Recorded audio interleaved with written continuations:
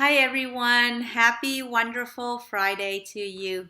And on this day, I wish for you moments of peace, ease, and well being for your different kind of happy. Have you ever noticed that there are certain points in your life where mistakes seem to happen more often than normal? There seems to be, a slew of mistakes that happen back to back or within a short period of time. There's this mistake and that mistake and that mistake. And you're like, what's going on? And that's where we have that statement when it rains, it falls. That's where it came from. Well, I know in my experience that one of two things are happening when I'm in that space where I make mistakes more than normal. The first is either I'm stressed out, and because I'm stressed, my mind is more restless, less attentive, less mindful, and so I end up making mistakes more. So, actually, three times for me when I notice myself making mistakes. The second time when I tend to make mistakes is actually when the space right before my monthly cycle. And the third time where I tend to make mistakes is when I am in a very creative space where there's a lot of energy to move forward in the process of creation. And all three times, what is the common denominator in all three times is the very fact that there's a lot of air moving through my system during those periods of time. And what I mean by that is in Ayurveda, the time of vata, or the element of space and air, predominantly air, is the time where there's a lot of energy, a lot of movement. And so when I'm stressed, there's that restless energy inside of me that makes it harder for me to ground myself and to focus.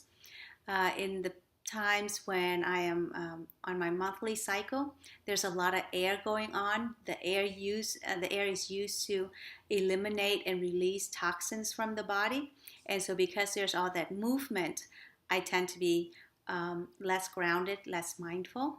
And then in the process of creation, there's a lot of energy that goes with the creative process that once again has a lot of air in it. So I tend to be less mindful, less attentive, therefore making more mistakes. And this happened early this morning. I was on the computer quite late working on a few things. Again, the process of creation, having that energy to produce things, process things, and share things. And I wanted to go into Facebook. A thought occurred that, what I'm doing would be a good time to share with people tomorrow, because tomorrow is my real birth date. So I decided to go into Facebook and change my date of birth to April 25th, 1970. And it took me a while to figure out how to actually do that on Facebook. And when I finally got to the right place in Facebook to make the change, instead of choosing April 25th, I chose May 25th and saved it. And Facebook, I didn't realize, doesn't allow you to change your birth dates often. I guess if you get it right, there's no reason to change it. But anyway, I couldn't go back and change my birth date again. I have to wait for, I don't know, however long it is that Facebook grants me the permission once more to go in and change my birth date. So now, instead of April 25th, I'm May 25th. And then this morning, I actually thought I had more time than I did, because again, when vata is moving, that air is moving, I just don't function as well. So I thought I had more time than I actually did, and I was late getting to my 9 o'clock appointment. And when I got there, my client looked at me. She laughed and she walked up to me, and she had to rebutton my shirt for me because I had buttoned it wrong. And so be very careful during the time in your life where there's a lot of movement, whether it be the restless energy of stress, or that time of the month when you're going through changes in your body, or when there's a lot of creative energy moving through you. I know for me, it's really important for me to ground down, to really pay attention so that I don't make mistakes. And the deeper truth of mistakes, I think, which is really freeing for me, using these two very simple examples to help us um, have some laughter, have some lightness over the fact that we all make mistakes. And I truly believe that there's no mistake that is the end of anything. If we are still alive, we still have the opportunity and the possibility to correct any mistake that we make. And there's a lot of comfort for me in that. There's a lot of freedom. So, a lot of freedom in terms of allowing me to continue to go forth, to explore, to experiment, and experience. Now, that doesn't mean the mistake gets repaired right away based on what we think or how we want it to be repaired, but to trust in the process that as I hold the intention for things to work out and continue to show up, cultivating my best, practicing forgiveness, practicing loving kindness, that things will eventually move in the way it needs to move for full healing to occur. So don't ever give up hope that, oh my gosh, I make this big mistake and now my life is over. As long as we're breathing, there's an opportunity to correct any mistake, and know that that is true. So using my two very small examples as an opportunity to trust in the process, to know that yes, we can always correct whatever mistake it is that we make.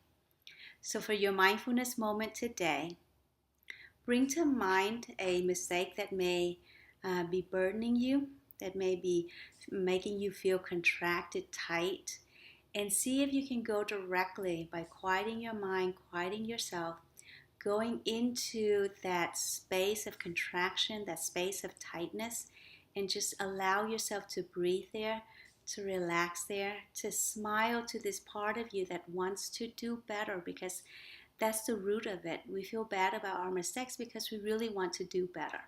And honoring this part that wants to do better and simply saying to it, you know, I see you.